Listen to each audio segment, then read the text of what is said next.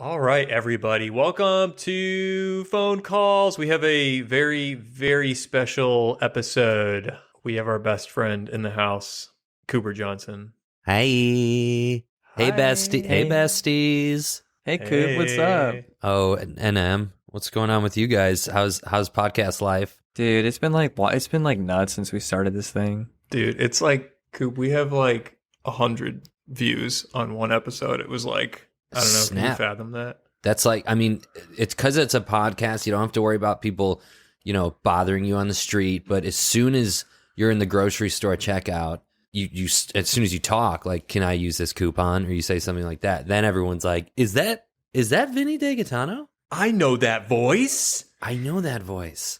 It happened. It actually is so funny you bring that up because that did happen yesterday where I was in the checkout line. But I said, as she checked me out, I was like, thanks, welcome to Fonecallz. And she was like, which definitely tipped her off even more so. Yeah.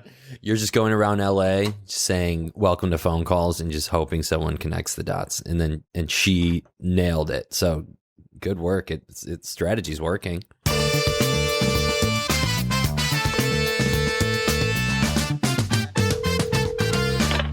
Hello?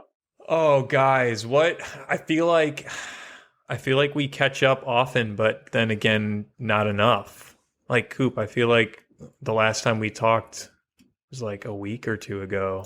I thought you were gonna say like two or 3 months ago. The It last hasn't time, been that long. no, but you know what? I'm gonna flex you guys up here a little bit. It feels like I've been talking to you because I've been listening to the episodes. I've been listening.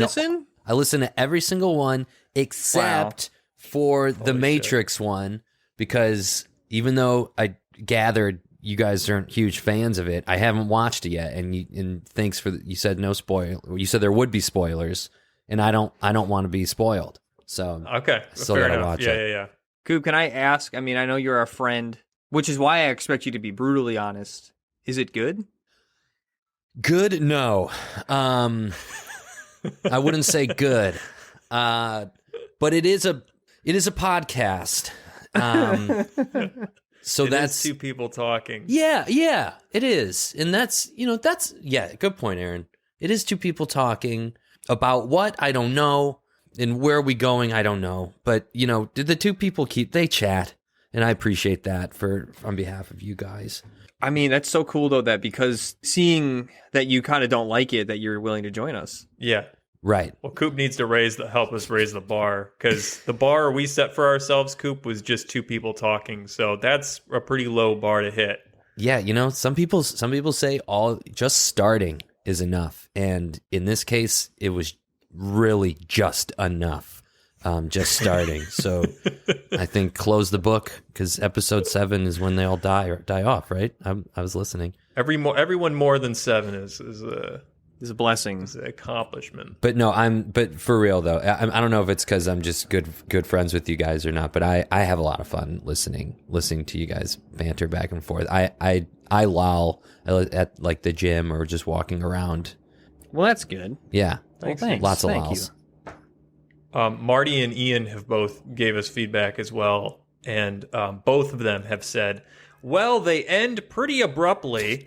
And I was like, yeah, I guess we haven't really figured out how to end them yet. So it's kind of just Vinny and I staring at each other being like, well, for me, it's time for bed. And then for Vin, it's like, I got to make some dinner or something. Well, Yeah, you know what? Let's not worry about how these end. Let's just start the dang thing. Have we not been started? Vin? But let's get into the meat of today's episode. What's the meat? Let's cut into this juicy ribeye. Well, I think we're going to go ahead and just talk about F&D, like some sketches we've made, like our experiences working together, Coop, from listening to the episodes how unlike Vinny this is, because he doesn't like to be in a box. Yeah, why are you sitting there? Even to hear him discussing like topics that we need to stay on course. The beginning of the episodes when we first started this, I was the one being like, Vin, we need some structure. And he's like, dude, just go wherever, man. He's all like hippy dippy about it. I'm like, yeah. Dude, that's like the bring innate, us back and contain us. Can't contain. And Vin, let out your Sum 41, dude. Get angsty. Dude, you want to see the 41 gun salute? You know about the 41 gun salute? Is that a thing? It's a real. No one yeah. can see, listener. He's got a 4 and a middle finger up for the 41 gun salute. That's pretty good. Dude, speaking of some punk rock, if I will transition us into some F&D talk, I was going through our dailies and I watched the split punkality. Is that what we called it? Where Coop, you have like amnesia and you don't remember your punk side. Oh yeah, that's and right. Vin is like recalling it to you, and you're like, dude, that would crack me up so bad, and I forgot entirely about it. Oh my god. I don't know if it's just because like we were there, but I'll go back and I'll watch like 10 dailies and like laugh my ass off watching them. And it's like it's funny because I'll also remember that sometimes filming them, it's like this is gonna suck. Like this is not funny. Like, this is so boring. And then we edit it, and it's like, oh, no, this is good. This is funny. And then I'll watch one I haven't watched, like, literally in, like, 10 years, and it's like, holy shit. I think you get that dose of nostalgia when you watch the old ones, too. It's like, oh, I remember that. Yeah, it's full-on nostalgia. And also, yeah, I always think of those, like, the dailies as, like, in 10, 20 years or something, it's, like, the best... You know how our parents or even grandparents might have like some old Bolex footage or something like that of when they were kids, but like we get to have some like fun cut together nonsense to like look back on and just, I don't know, those are like all of our 20s basically, you know, all in these little 15-second to 3-minute vlogs. Yeah, it's weird. Yeah, except with Grandpa's Bolex videos, it's like him and Grandma going to like the park having a picnic, and with us, it's like throwing dildos into a ceiling fan. Exactly. It's like, ah, I love that. It's even better. And also, in all those old Bolex videos from like Grandma and Grandpa, why someone's always waving way too fast, and it's someone's swinging a baseball bat like not naturally. I think I think is the term. Is it undercranked? Maybe it's an undercranked thing. Slightly. But I just look at maybe it's undercranked, but I think also maybe they're just like they were so excited that there was somebody brought a camera, so they were just jacked. Another one that I watched just 2 nights ago because I stumbled on. Give a shout out to Dylan Price, favorite boy, Dylan P. Yeah, baby. On his website, he had some of the work that he did for us, including the titles on the dailies. And it linked to Lobster to Go, which was the episode when Vin was out of the office. So Dylan, Cooper, and myself threw a party, ordered some lobster, some lemon sorbet, and then revealed him the footage the next day on a bet that we had a great time, even though he didn't believe us. You guys got me so good. That was whose idea was that, by the way? Was that was that all three you riffing, or did someone have like the whole concept? Like, let's order this shit and then prank Vin. I think it evolved naturally. At first, it was like, well, Vin's out here, so for the daily, we're just going to, order $50 lobsters. Yeah. And then, as we were probably filming it, it was like, oh, and then we're going to show him, because the more absurd this gets, the less he's going to believe that we actually did this. Yeah, you guys played, like, pin the tail on the donkey. Yeah, some kind of pin the tail. We put, like, your face on it. It was like pin the tail on the Vinny or something. Yeah. But then, by the way, we didn't have that crazy YouTube money. We bought a lobster, and that's, and you take it to go, and it was the best we could do. I don't advise taking lobster to go, but it was great, and it's delicious, and it embarrassed the hell out of Vinny, so that was fun. Yeah, it was good. Are there any that like come to mind for you guys, like that you've looked back on recently? I watched the one where it was like we went to Bowling Green. And it was like we had partied that weekend, and that brings to mind the one where we went to those campgrounds with Brandon Rizzo, and just thinking of like the amount of like debauchery, like just drinking, like just being like openly drunk on camera and being like, this is cool, like this is great. I mean, it was fun back then. I'm thinking of like if we were to do that now, like I'd have no interest in doing that. But it just is funny that back then it was like, this is cool. Like I have no hang-ups about any of this. We thought it was cool. I can't verify that it actually was cool. Probably not. But we thought it was cool back then. Yeah. We laughed about it. I'm not saying it was objectively cool, but... Coop, what about you? Oh, man. Honestly, any that like there were some that just had like 6 or 7 of our friends just all hanging out. Like when the Ask a Pimp a Question, it was almost like a behind the scenes that John Carmen was filming. Right. Which was so funny. Oh, no, that was That was Robostitutes. Oh, Robostitutes. Did that ever that see the was light a of day? sketch no, we never finished it. But if I remember, I don't even remember the entire concept of the sketch, but it was just Vinny had like robot prostitutes that worked for him, and they would like give our friends fellatio. I don't know. It was like, was that it? I mean, And I think I had to like clean the cum out of him or something. We're like, all right, Greg, go behind the dumpster, and Ian, put this robot costume on and just move your head back and forth. yeah, that was the gist of it. The jizzed of it. The gist of it, man, really nutted and bolted all over him, huh? But other than that, I think Vinny, I think Vin, you and I just went out and shot this one, but we handcuffed Vinny to a stool or to like a chair. Stool me once. That's right.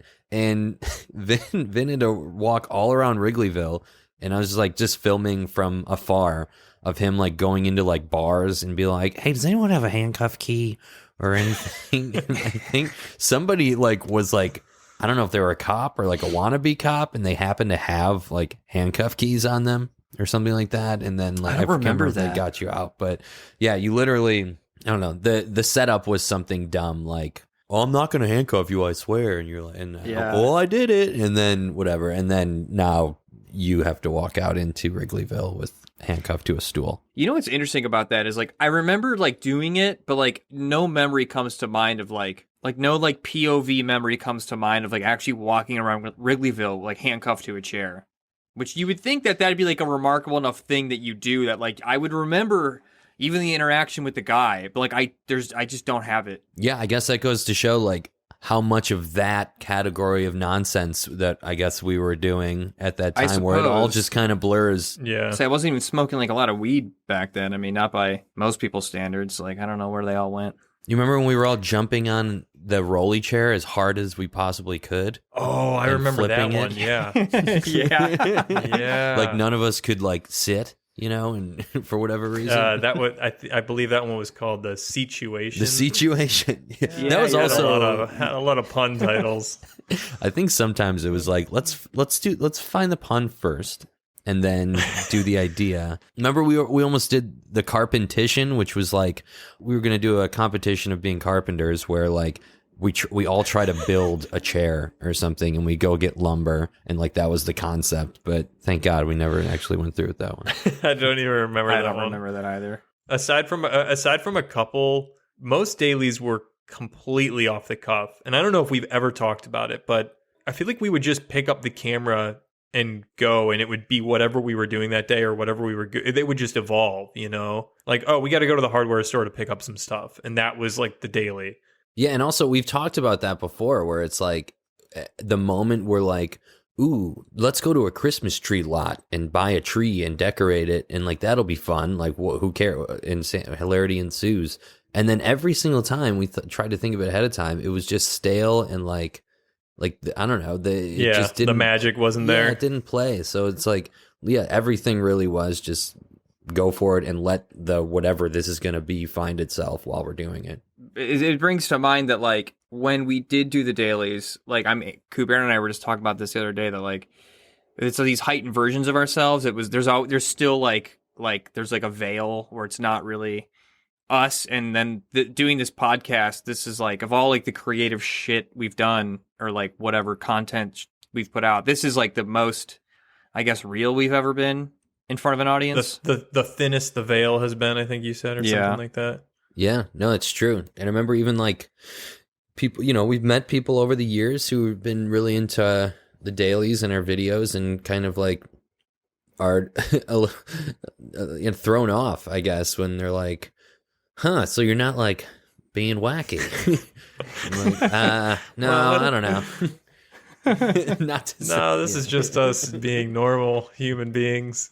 People have always been interested in what we do. When you see the dailies, they're like, what do you guys do for a living? You know, it's clearly not the dailies. The dailies are bringing in what?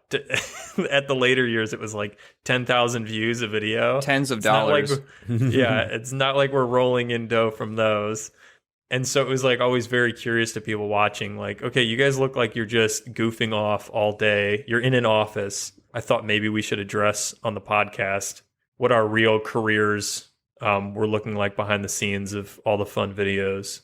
I should preface this by saying, like, F&D as a YouTube channel was never like something that all of us could live off of.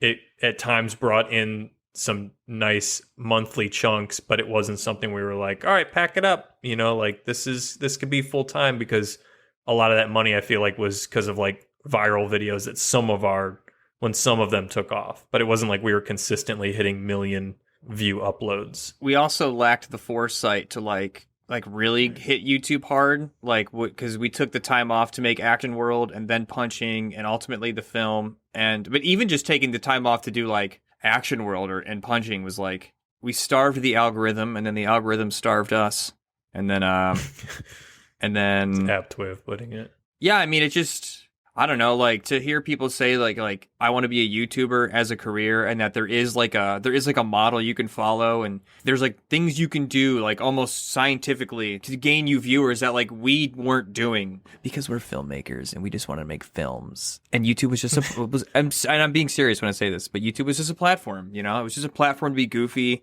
artists, and we never looked at it as like this is a business model to go after. Well, yeah, we never cared for that. I mean, anything, and even before I even met you guys, and you were just shared the same mindset of let's make something that we think is fun and funny, and then it's really cool that other people seem to think so too.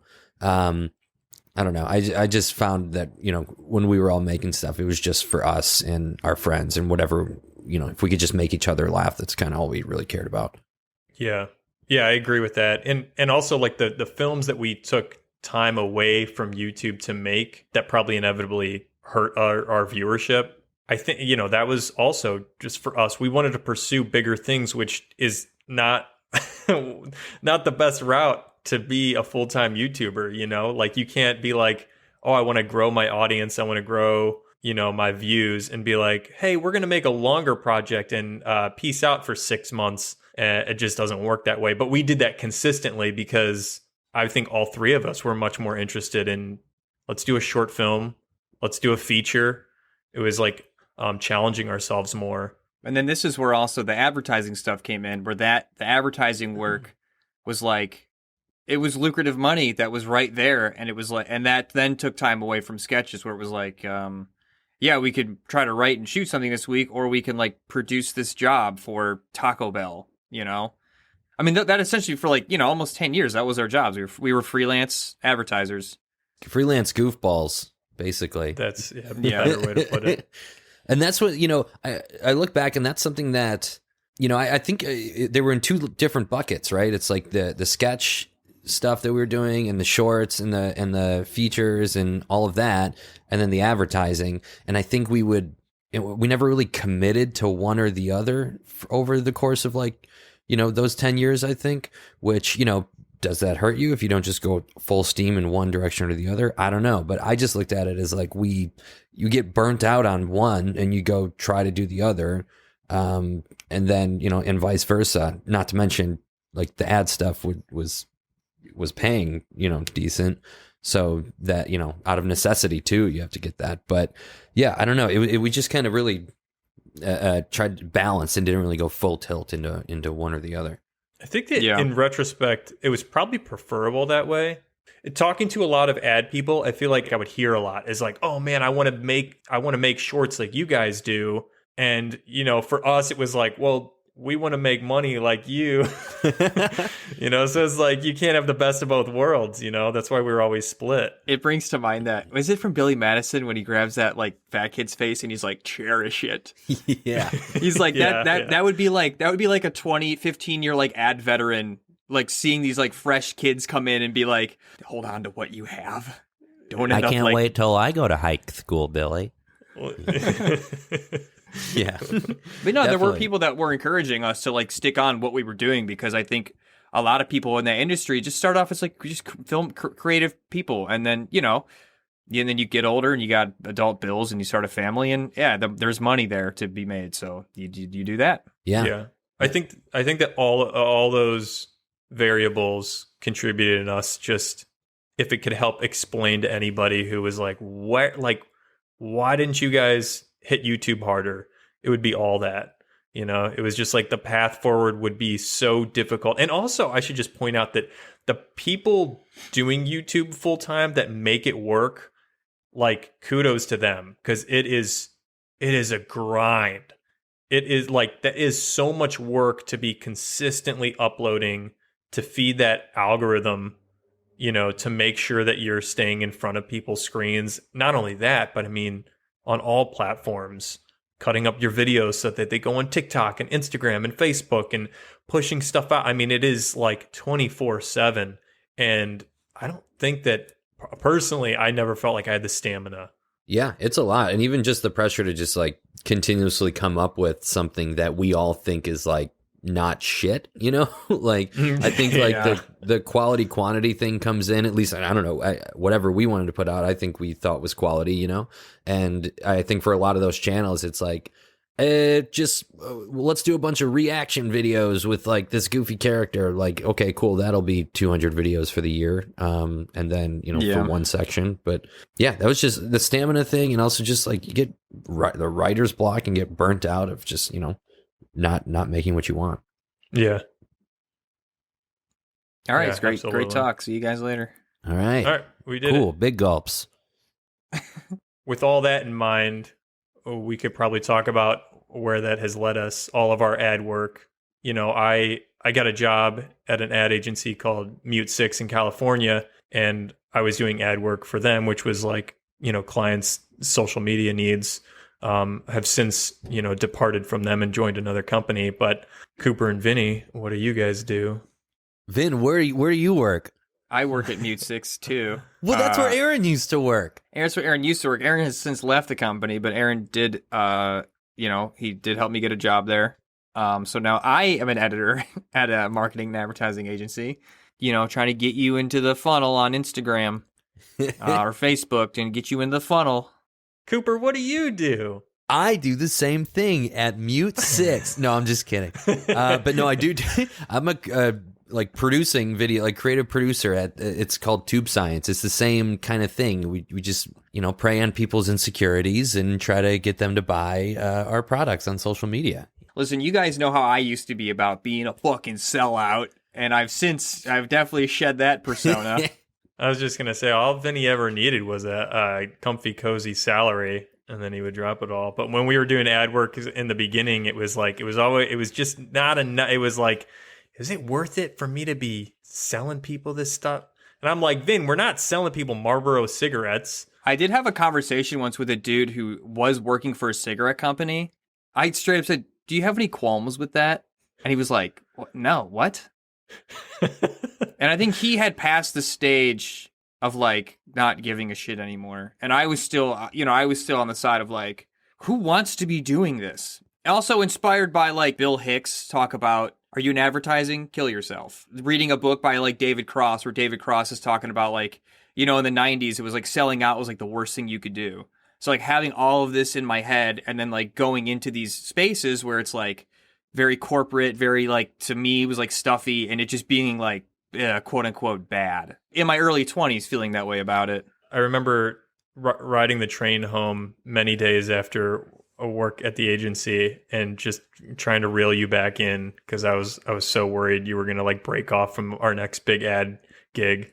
Yeah, but then I mean, it would be like we'd be doing them, and then you're like, I don't want to fucking do this anymore. And then all of a sudden, the calls wouldn't come in for a little bit, and then you'd be like, hey, is there any ad gigs coming up? Where's the ad work? I need that money, dude. Yeah. In Vin's defense, I remember one of the first jobs we got from Motorola was such a headache for me that I wanted to pass up the second job from Motorola, which was a pretty nice payday for us. And I'm very glad I didn't, but that was an insane first foray into. Well, yeah, you had a producer like calling you at like 3 a.m, being like, "Hey, we have some changes. Like, can you please? We need to get new exports out." Like, you're like, bro, like nothing. Just about nothing is this important in advertising. I probably did over 30 revisions in the space of like less than a week. It was insane the amount of nitpicking turnaround. I felt that too because I remember you were stressing about those, and we were in the living room watching Trailer Park Boys. Like you got, like you got that, dude. Thanks. Like, dude, I hope Aaron like gets that out in time because like we gotta get paid. So we're all still active in the ad world now, but F&D is very much, we got projects on the back burner that we're still poking at and, want to bring to life. It's just kind of like that mix, it's like finding the time and the right opportunity to make it happen. Yeah, you get older and it gets harder, right? To like get those projects done. And, our goal isn't every day to go in and write a goofy sketch and figure out, how to shoot it for under $300 anymore. It's like do our jobs and then, find the energy to do the passionate, projects too. Coop, you and I just shot something. We're going to start putting videos up on like TikTok just to get into that world. And just, as Aaron, as we're doing the podcast, it's just another fun, goofy, creative outlet. But like, asking your friends to like come and shoot stuff is not as easy anymore because it's like, I don't want to ask people unless we could pay them, really. It's like, because everyone's time is valuable. I always felt like every sketch we did, I always felt like we were trying to do a little bit better than the last one.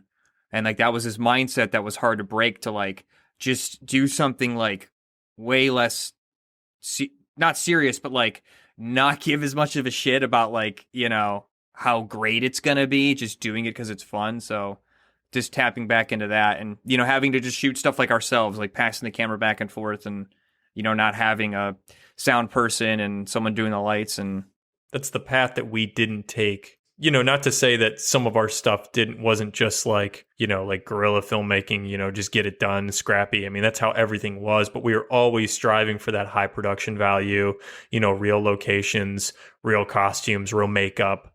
We wanted it to look as good as possible. Meanwhile, here comes Gus Johnson wearing a ripped up crappy wig with like literally a piece of paper taped to his chest saying who he is. And then he does a whole sketch, for millions of views. And that's not to shit on Gus Johnson or anybody like that. I think they put out great content that's hilarious. But there was this whole wave of creators that came after us that it was like, well, we don't actually need to find a castle to shoot in. The audience will get it.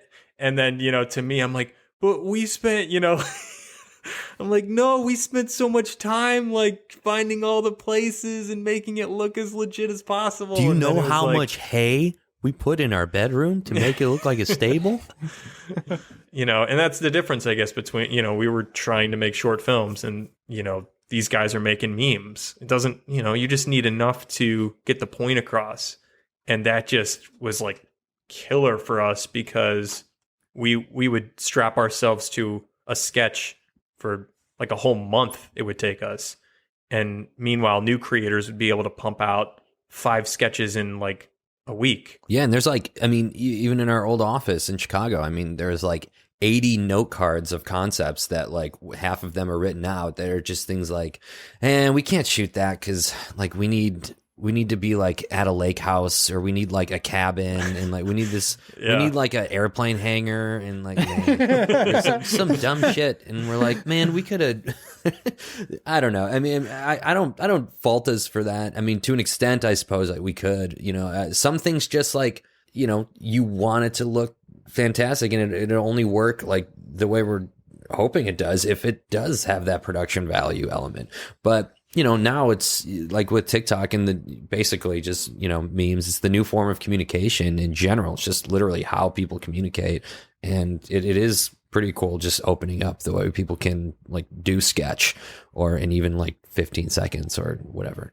Did you guys ever feel like, because I always felt like with the sketches, like there was always a part of me that felt like I wanted them to like say something, I wanted there to be like a greater point. And then but also at the end of the day, it's like they're just goofy comedy sketches. If you look back, a lot of our stuff looks at like bully dynamic or like douchebags. Yeah, that's true. Which is interesting. Paging Dr. Freud. Hello. What?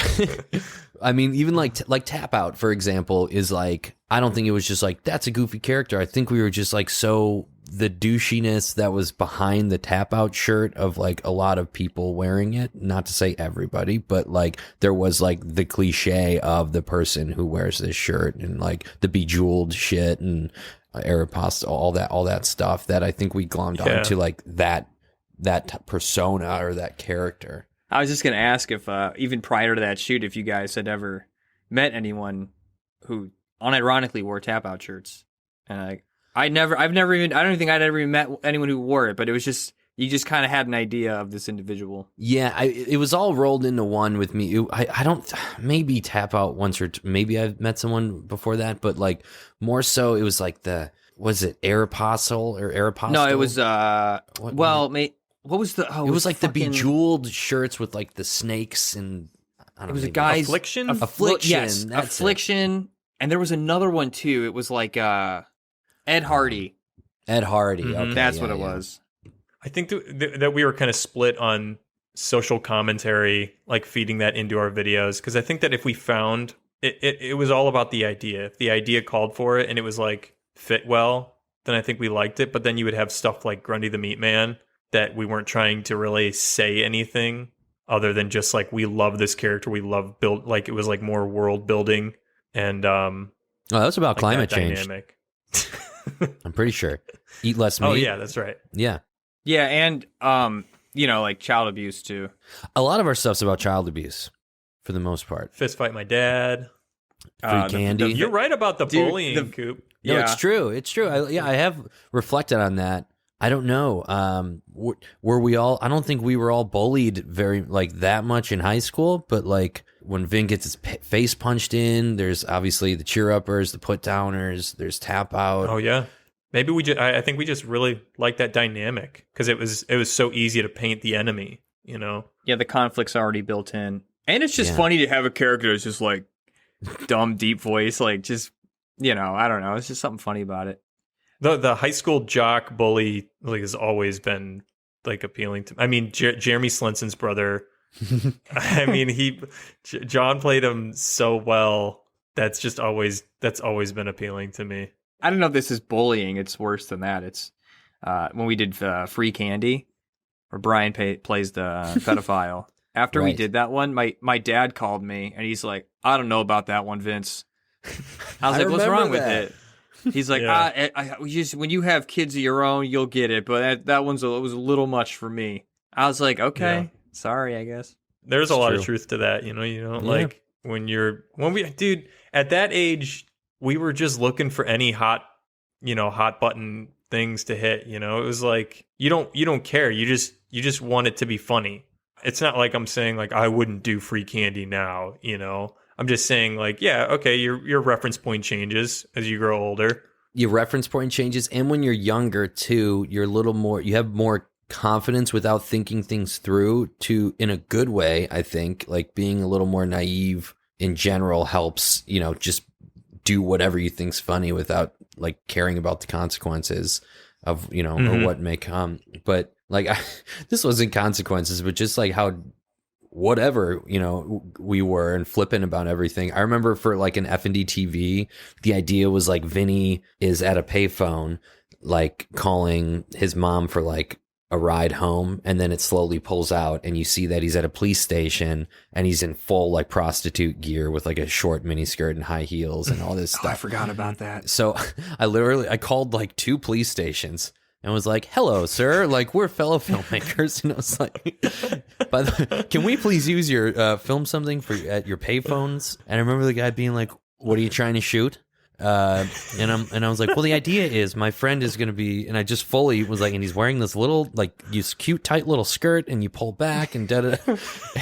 And the cop's like, "No, I mean." You're trying to shoot at a payphone? Like he was more of like, we don't have payphones, dude. Like that's not a thing. Just piggybacking off of what you were saying, Coop, that also like the need to be like shocking or edgy kind of goes away as you like do stuff. And at a certain point, it's like, we don't need to do that anymore. It's like already been done. But also now, I really do wonder now, like how there's so much more like awful shit on display that like I don't know how much of an interest I know that we would have in being like shocking or edgy when there's like just so much more videos of like people dying. Like Reddit, you're scrolling through Instagram and it's like it's that fucking Bo Burnham song where it's like here's a cute puppy, here's a fucking bombing in some country. You know, it's like it's insane. When I told some people we were working on a horror movie, they were like, "Do you think the world needs a horror movie right now?" Really? Shut up. Shut up. There's always room for Yeah, horror. talk to every film investor out there right now. It's all they want. People love horror still. Yeah. Hell yeah. Horror's doing just fine. But to that point, yeah, I mean, we got it out of our system, you know. Having said that, we got a lot of things up our sleeve that future work. We never write us off. We might piss some people off. We might piss on some people. We might piss on some people and piss them right off. Did you guys see that video of that that woman pissing on that dude's face on stage? Oh, I think so. Thank you, internet. Cool. Coop. Is this the same? Is this the one where the girl pees out SpaghettiOs? No, that's interior semiotics. I love that you still remember For the name anybody, of go that. look it up. Interior semiotics. But you must be 18 years or older. Anyway. Well, that brings us nicely to It's All Good. Like how it even got started. Like, do you guys remember?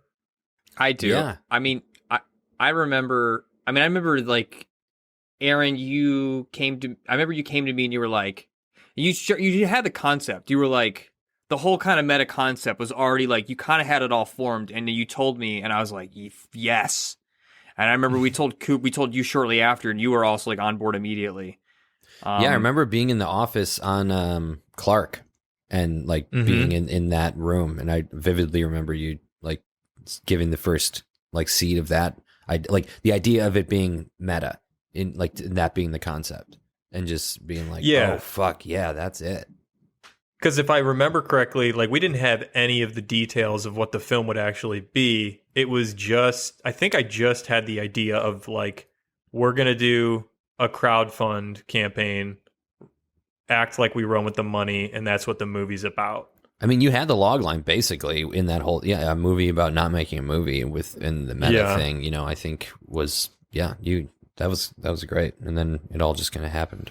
But then when we were like, yes, we're doing it, then it quickly became what actually transpired. You know, it was like we had never written a feature, right? I mean, It's All Good was clearly our first complete feature. Yeah. But the way we wrote it was probably would break it would be every screenwriting teacher's nightmare because it was like we were shooting it as we were going, formulating it. It was a mess, but we made it rewriting work. scenes the night before. Oh shit, I'm sorry. Yeah, the night before rewriting scenes, literally edited so much of it, pretty much the whole thing, then realized, oh, you know, it'd be nice here is if we had a scene about blah, blah, blah. Let's go ahead and shoot that. All right, let's lose that. Okay, let's reshoot the entire first 20 minutes of the movie now because that's not working. Yep. So, like, let's dude, rewrite. I forgot we fucking did reshoot. That. It was like the craziest hodgepodge, but still, like, look, that's like one of the most fun times I've ever had. Like going that whole process. Yeah, it was. Oh my god, it was amazing. I think I tallied it. Eventually, it was like over 60 shoot days is what we had over the course of almost 2 years. Because the farm stuff. Remember, we shot twice at the farm. One long weekend, if I remember correctly, in like the year 2014, I believe. And then we needed to do pickups after, like you had said, we formed a lot of the movie and we were like, oh, we need to redo this scene. We need to shoot this. So we went back in 2015, shot more at the farm for like a long weekend. I mean, that's how like, you know, like slopped together the story was, just forming it as we went. I do. Do you guys remember we actually did write a feature before we did It's All Good? Remember which one was it? It was the high school one. Where like, oh yeah, remember like I wrote like full on musical songs for that. Like it was like the JC character. Like we wrote Down and Dirty. How Dirty. did I forget that? We wrote an actual, and then we like sent it to people, and they were like, "This isn't very funny. This needs a lot of work." And we were like, "Cool." Well, I remember we had one actor in mind. And we were like, oh my gosh, this actor would be perfect for this role. And he was like, he's not like a celebrity, but he definitely has been in some stuff. And we sent it to him and he's like, look, guys, I read a lot of comedies and this needs work. Yeah. This doesn't read very funny. The story's all over the place. And we were like, oh, okay. Yeah, I remember. I think he called it in the comedy department, it's lacking or something like the department. And I was like, all right. And I remember trying to citrus. I was like, go ahead. I was like, we really want Tom Lennon for this thing and this person for that role. Like, that'd be great. And I remember he came back and was like, I have the same manager as Tom Lennon, almost like calling me out on like, has he even heard about this? Like, da-da-da. And I was like, all right, dude, I'm just trying to gauge if you're interested. What, Vin? You got that? No, I was like, look. Well, no, I was like, I had a thought, and I was like, it's not that important. Sometimes I can't tell if you have a thought or if you have to fart. It's just that in between face, you know. No, I was Things that just make gonna. you go. I was just saying, remember they had the character in that script. It was like the principal, and he was having an affair with a student, but he wanted to do it so like he dressed up like her and she dressed up like him. Yeah. Oh yeah. She would dress up as the principal with like the bald cap, and yeah, that was great. That was good. And I remember we showed it to our dear friend Mike, who older, more conservative guy, and he was like, I don't know about that principal student relationship. And of course we were like, come on, it's funny. Yeah, I still want to revisit the core concept of that script one day because I think like the bones of it is funny. But I did revisit the script not too long ago, and guys, not that good. Not that good. But it's okay. I'll have to dig up some of the rough songs that are recorded. I mean, I'm sure the songs were good. There was probably like there's absolutely funny bits in it, but writing our new one, like anything, you just when you practice at it and you get better, then you look back at the old stuff and you're like, oh gosh. So you're right, Coop. Yeah, we did. There was a feature before It's All Good, but with It's All Good, obviously, it was so chaotic, like filming it, but that whole movie was built by favors and people doing it because they love making movies. Taylor Russ, Katie Mihalik, so many people that like came to help us, and for pennies on the dollar. We had such little money and such high ambitions. We did the opposite of what you should do. We wrote this outlandish script with all these locations, and then we're like, how are we going to do this for $75,000? Oh, we have a club scene. Oh, we have a whole part of it take place on this big open farm. Like, luckily, Coop, like many times before, is like, my friend owns a farm. We're like, what? He's like, yeah, dude. And we can go up there and chill for a whole week. And it was like, exactly that. It was like, oh, yeah, bring you and a bunch of your friends. We'll sleep on the floors. Dude, those nights on the farm were the best. Those were the best. That was awesome. We can't get that back. Drinking, staying up late, smoking, getting up early. We got to shoot. If you want, like my friend who his family owned it, it was like, the rule was like, Cigs inside, no big deal. Like, Cigs inside? Oh, that's my other buddy always asks that. He used to ask that at parties. Hey, Cigs inside or no?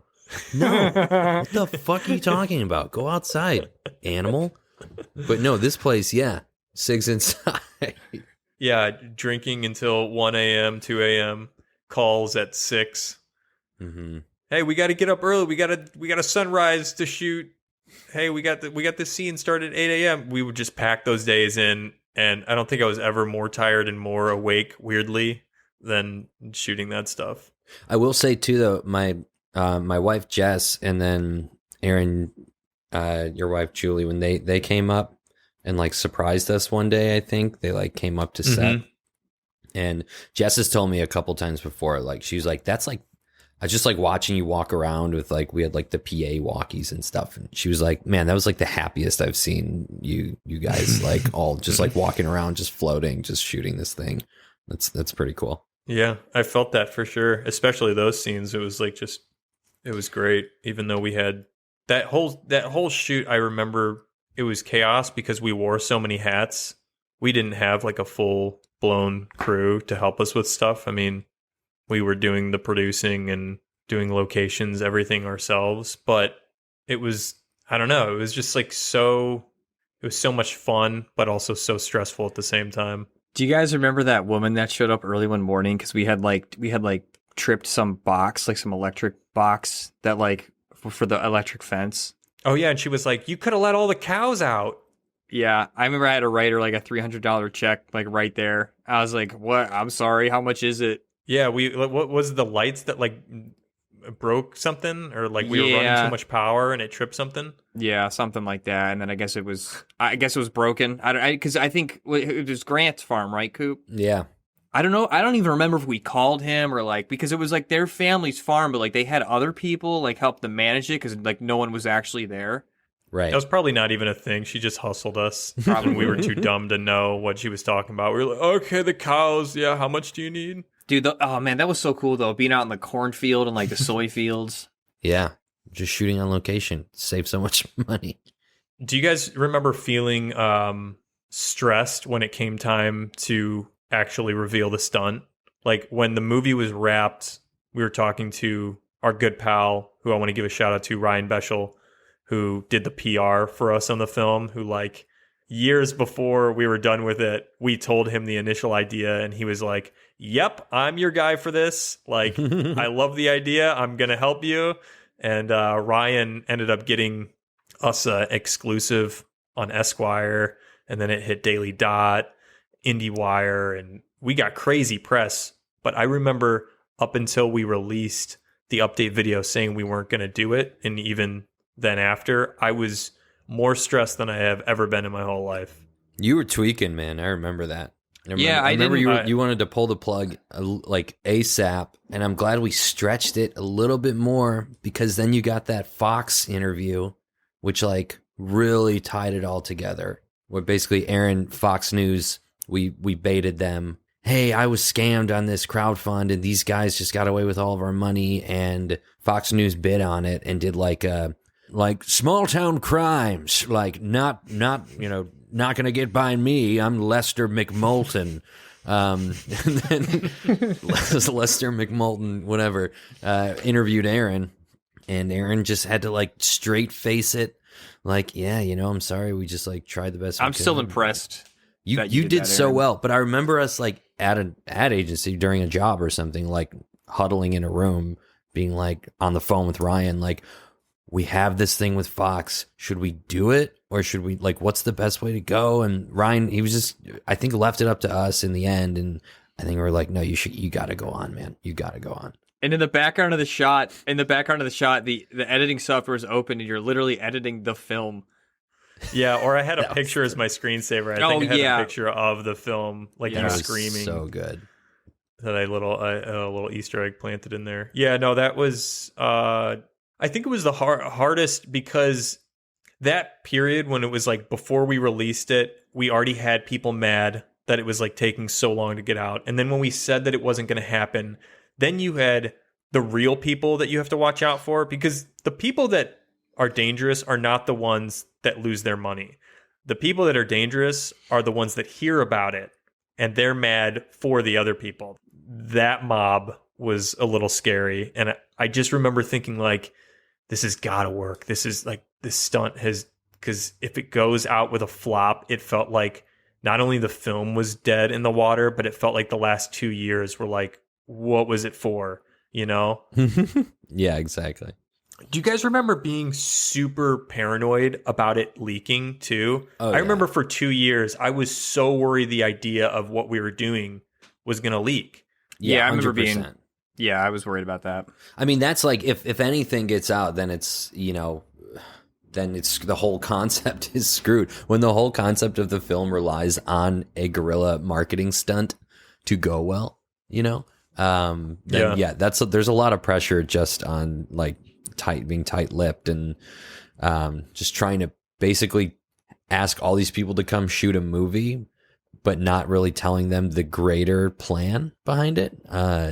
just being like, yeah, come on, here, this is what the scene is, and here's Yeah. kind of what the movie's about. But like, we didn't tell actors, like, for the most part, like, hey, We by would the just way, give them their scene. yeah. Yeah, we would just say this is what the scene is, and they'd be like, okay, what's the context? What's the movie about? It's like, don't worry about it. Wasn't there one guy who like I feel like there was one person who like posted something and we had to be like, no, don't do that, take that down. So yeah, Do you guys remember? I was actually just going to bring that up. We had one of the guys who ran B camera for us on the farm. It was that situation. He wasn't privy to Right. the whole meta concept. And so when we posted the update video saying like, oh, the movie, we weren't able to make it happen, he's commenting on the video like, they're lying. I was with them. I shot in Illinois with them. And I was like, it was like red alert. We had to contact him so quick and be like, please take down all your comments. Like, this is the whole gist. I'll tell you everything. But that was scary. Yeah, we should have got NDAs on set. Yeah. Our small. Any type of paperwork we had, we probably just copy and paste it off of Google and probably didn't even change the production name of whatever we took it from. Like, It was like a binder. It was like an old binder with pages falling out of it. Like, trying to keep track of like all those names and signatures and like it's such a headache. I mean, it would have been a headache if it was like it was the only job that I had to do or whoever. I mean, we all kind of chipped in doing it. But I mean, I remember like having that notebook and just being like, this sucks. Yeah. There's no way this is all going to stay organized. Yeah, it was a lot. But then you could say it's all good. Because I see what you did there. when we pushed out the trailer, I remember we were on set that day. Remember we were shooting that campaign for Sears, and it was like the day we released the trailer, and I couldn't even focus. It's just like watching the comments come in, and it felt like such a weight off our shoulders. I don't know. It was like 2 years of not being able to say anything. It was like, finally. Yeah, I don't know what's funnier, like the movie itself or the fact that we were doing a campaign for Sears. Probably It the Sears it campaign. doesn't even exist. Yeah. Yeah, no, it felt good. Like when we actually had like a viewing party when the Fox story came out.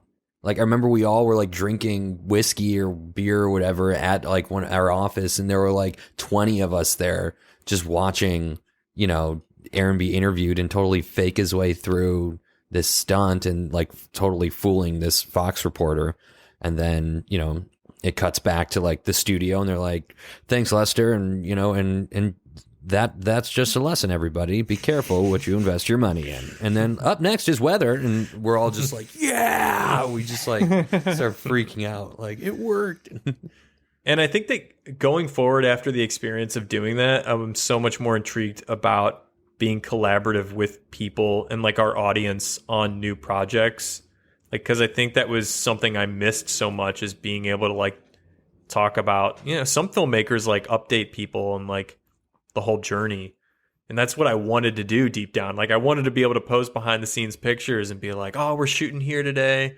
Like call on all our fans, like call on people who like our stuff to help us, like, hey, we're looking for music. We're looking for extras. And none of that we were able to do for the most part. Right. I mean, that's like, Vin, I talked to you about this already, but that's Charlie XCX, that artist. Like her last album she wrote over quarantine was like, she wrote it live with her fans in chat rooms and stuff like that. Oh, like, that's cool. Right. So they would just be live while she was like, brainstorming and figuring out songs. And then she would be stuck on a lyric and people would throw out suggestions and she'd read through and like implement some of them. And then like a week later, the demo would be out and she'd send everybody, show her the progress and everything. So That's awesome. She literally, yeah, pretty cool.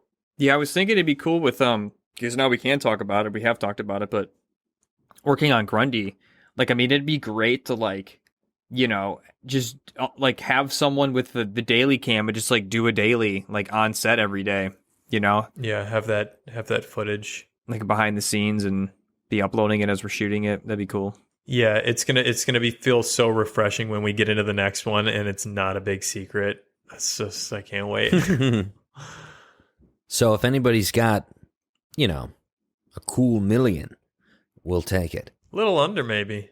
I got to talk to you Little guys. under, maybe. Got to talk to you guys after the pod about where the budget's coming in at. Oh yeah, I saw that. Yeah, we can make it happen, and it's a good script. It's a good script. It's pretty good. Pretty good.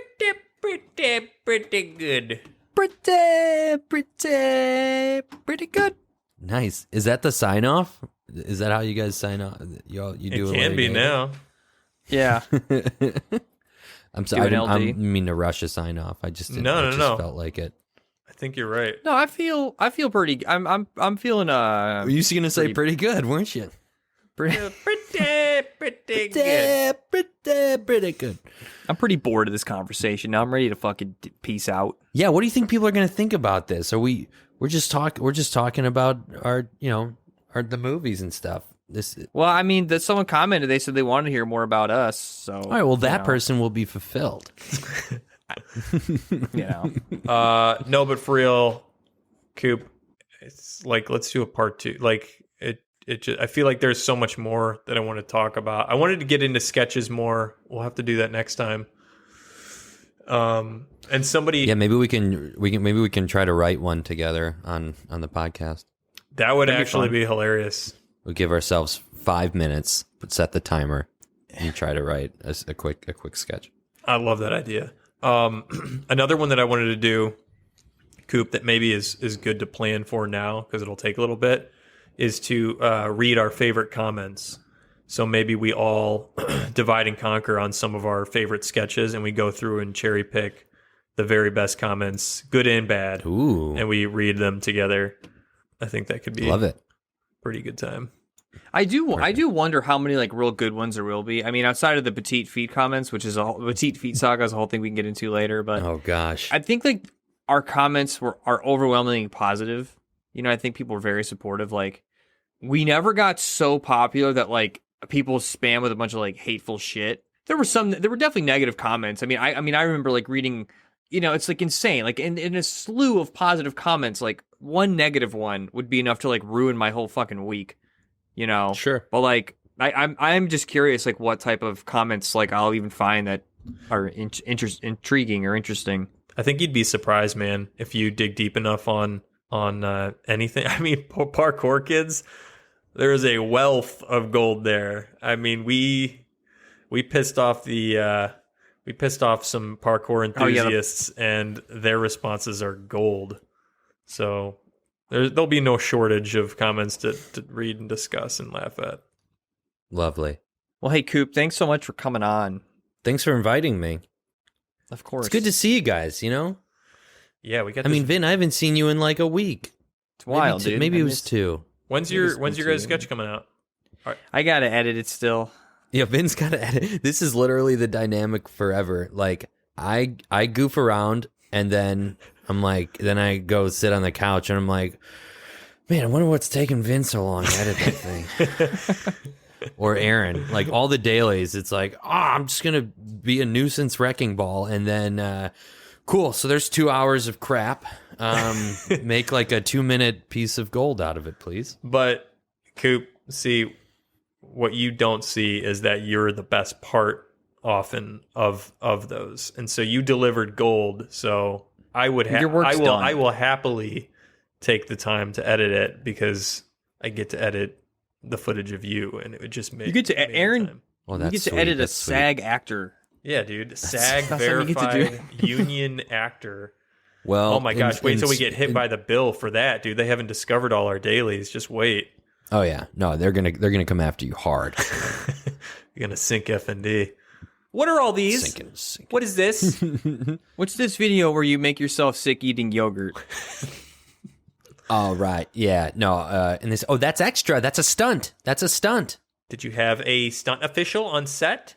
We had Tums. We had Mr. T. Ums. All right, guys. Well, I had a lovely Shit. time. That was quick, guys. Everything fun has to come to a close. The long and winding road. Isn't that what that's about? I don't know. I don't even know what that is. What song is that? Yeah, what are you It's singing? McCartney. Oh, Is that Yeah, I guess new so. McCartney or old McCartney? That's middle ground McCartney. That's post Beatles, Before Rush. You mean Yeah. Wings? Wings? Sorry. Sorry.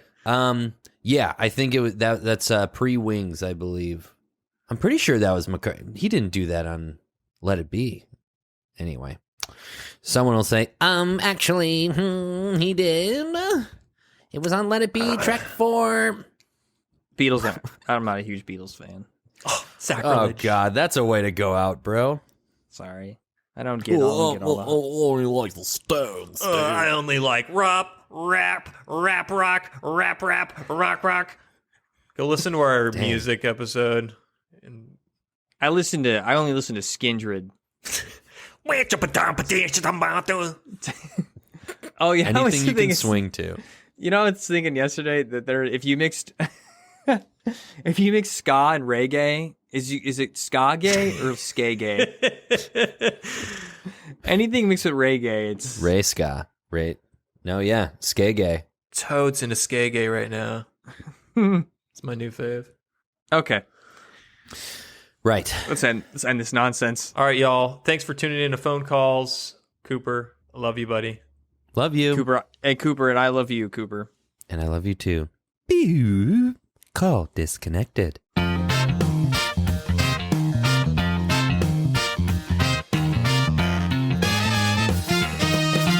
It's Phone Calls.